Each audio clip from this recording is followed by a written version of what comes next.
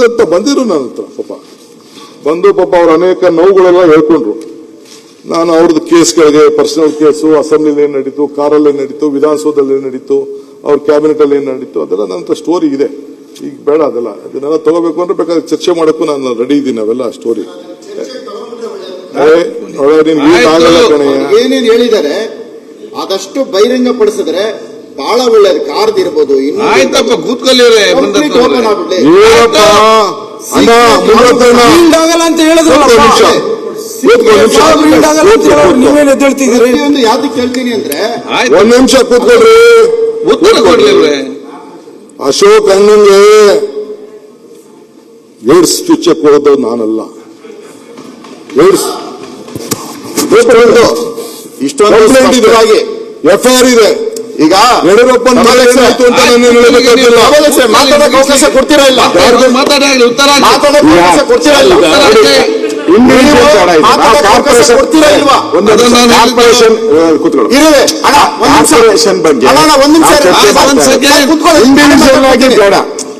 ಅಂದ್ರೆ ನೀವು ಅವ್ರದ್ದು ಏನಾದ್ರು ಗೊತ್ತಿಲ್ಲ.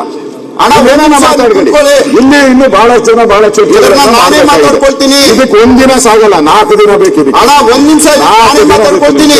ಅದಕ್ಕೆ ಸಪರೇಟ್ ಆಗಿ ಅವರಿಬ್ಬರು ಒಂದೇ ನಿಮಿಷ ಅಧಿವೇಶನ ಮಾಡಿ, ಅವರಿಬ್ಬರಿಗೆ ಒಂದು ಅಧಿವೇಶನ ಮಾಡ್ಬಿಟ್ಟು ಅವರಿಬ್ಬರಲ್ಲಿ ಏನ್ ಬೇಕಾದ್ರೂ ಮಾಡ್ಬೇಕು. ನಮ್ದು ಆಯ್ತು. ಈಗ ಕಾರ್ಪೊರೇಷನ್ ಬಗ್ಗೆ ಏನಿದೆ ಸಂಬಂಧಪಟ್ಟಿದ್ದು ಎತ್ತಿದ್ದಾರೆ. ಪರ್ಸನಲ್ ಆಗಿ ನೀವು ಕುಂತ್ಕೊಳ್ಳಿ, ನಾನ್ ಮಾತಾಡ್ಕೊಳ್ತೀನಿ. ಇಲ್ಲ ಮುಂದೆ ಕೂತ್ಕೊಳ್ಳಿ. ಈಗ ನೋಡಿ ಕ್ವಶನ್ ಅರ್ಥ ಕೊಡ್ಬೇಕು. ಪ್ರಶ್ನೆ ಕೇಳ್ತೀನಿ. ಈಗ ಉತ್ತರ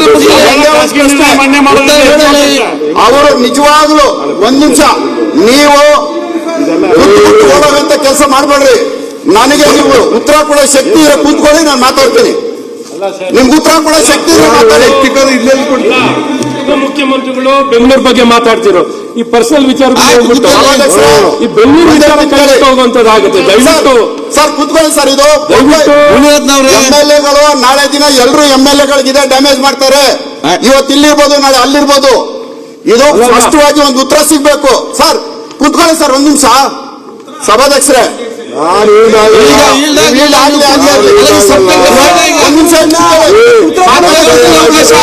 ಮತ್ತೆ ಕೊಡ್ತೀನಿ. ಇನ್ನೊಬ್ಬರ ಮೇಲೆ ನಾನೇ ಮಾಡ್ಕೊಳ್ತೀರಾ? ಉತ್ತರ ಕೇಳೋದಕ್ಕೆ ಕೇಳಿ. ಮಾನ್ಯ